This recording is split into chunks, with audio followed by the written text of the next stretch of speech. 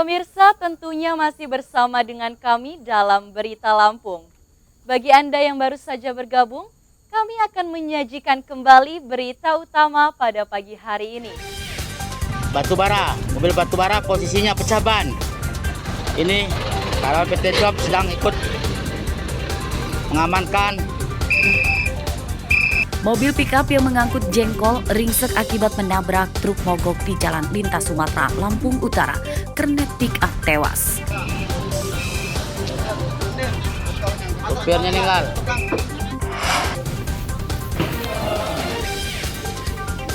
Seorang begal pengemudi ojek daring di Bandar Lampung ditembak kedua kakinya.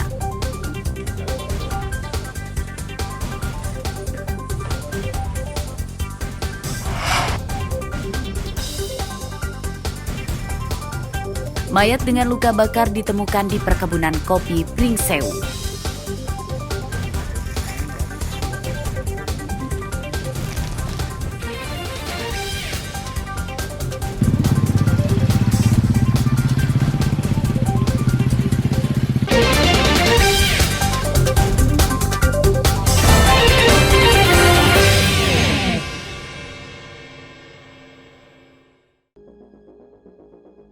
Penemuan mayat di lokasi Pasir Ukir. Tempatnya di kebun. Mayat manusia dengan luka bakar di kepala dan tangan ditemukan petani di perkebunan kopi di Desa Pasir Ukir, Kecamatan Pagelaran, Pringsewu, Senin pagi. Mayat tergeletak di tanah dan kondisinya tidak bisa dikenali. Polisi yang mendapat informasi langsung mendatangi lokasi untuk mengevakuasi mayat dan melakukan penyelidikan.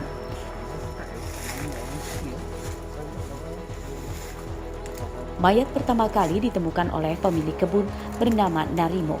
Dia tidak mengenali identitas mayat tersebut. Sedangkan belum ada kabar warga desa ini yang kehilangan anggota keluarganya. Korban diduga berasal dari daerah lain yang tewas di tempat ini akibat terbakar. Lama nggak ke ladang, pagi ini tadi kita ke ladang, baru datang melihat itu, kita lari kan, manggil tetangga kebun itu.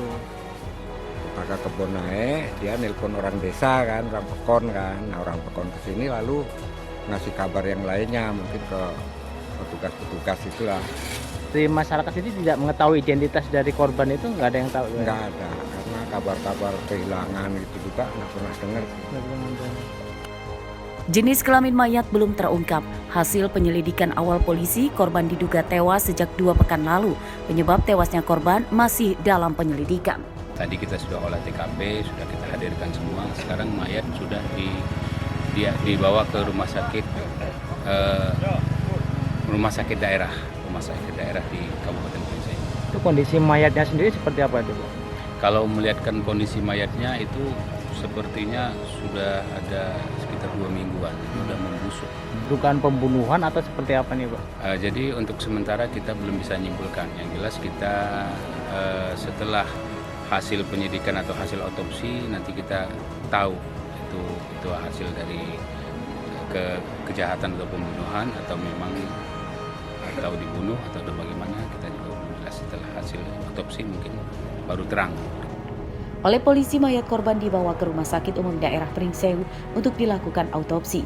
Polisi mengimbau warga yang kehilangan anggota keluarga supaya bisa segera melapor ke Polres Pringsewu atau Polsek Pagelaran. Aris Susanto melaporkan dari Pringsewu.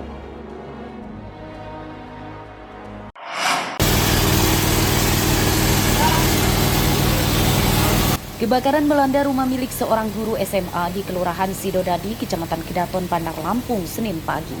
Api yang berasal dari ruang makan cepat menjalar ke ruang lainnya karena banyak perabotan rumah tangga dengan bahan yang mudah terbakar seperti kayu, kain, dan plastik. Petugas menurunkan 2 mobil damkar untuk memadamkan api. Menurut petugas, kebakaran dipicu korsleting listrik dari alat pemanas air atau dispenser di ruang makan. Pengakuan dari pemilik rumah ya, Pak Teguh itu adalah seorang guru di SMK 8. Dia memang menyatakan dispenser yang ada di sebelah kulkas di ruang makan tersebut yang memang sering konslet.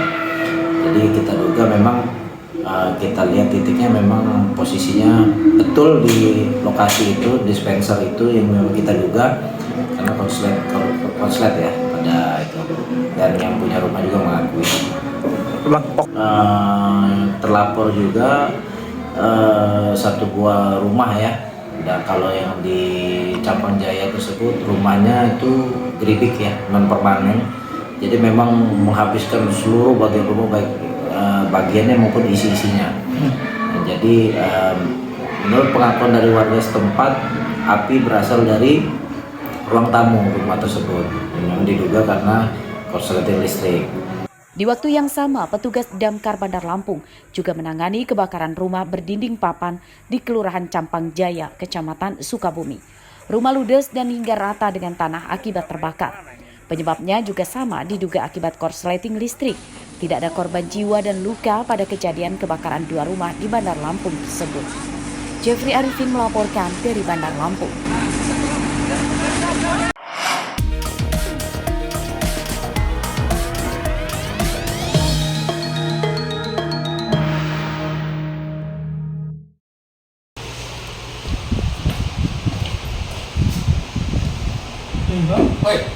Izin Pak, ngapa jemput Pak?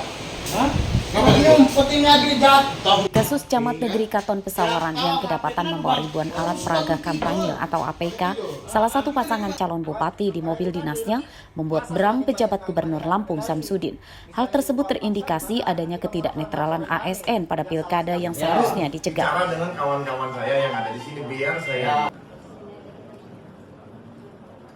Terkait adanya kasus tersebut, Samsudin mulai meningkatkan menemui para ASN di Pemda-Pemda. Di antaranya adalah Pemda Pringsewu pada Senin siang. Pejabat gubernur menegaskan para ASN diimbau tidak mempertaruhkan karirnya untuk mendukung memenangkan salah satu paslon pilkada. Jika terbukti bersalah, maka pelanggarnya akan diberi sanksi tegas. Sebagai aparatur sipil negara, ini memang harus memiliki kode etik dan profesionalisme. Di antaranya itu adalah netralitas di dalam pelaksanaan pilkada.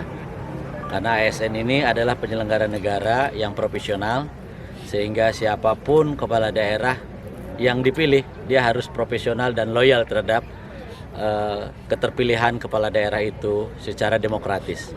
Untuk itu dalam pelaksanaannya menuju kepala daerah calon bupati yang terpilih ini, pelaksanaannya tidak boleh kalau ada condong kepada salah satu kepala daerah. Tetapi dia betul-betul harus menjaga agar pelaksanaan pemilihan kepala daerah demokratisasi berjalan dengan baik, aman, damai, tanpa adanya pelanggaran di ASN. Seperti diberitakan sebelumnya, Camat Negeri Katon Kabupaten Pesawaran, Enggo Pratama, bersembunyi di bawah meja di ruang kerjanya selama berjam-jam saat warga memergoki mobil dinasnya membawa ribuan APK salah satu paslon. Hasil penyidikan Bawaslu, APK tersebut akan disebarkan ke 11 desa di Kabupaten Pesawaran. Hingga Senin siang kemarin, kasusnya masih dalam penyidikan Bawaslu dan Enggo Pratama belum dijatuhi sanksi atas kasus ketidaknetralan ASN tersebut. Ari Susanto melaporkan dari Pringsewu.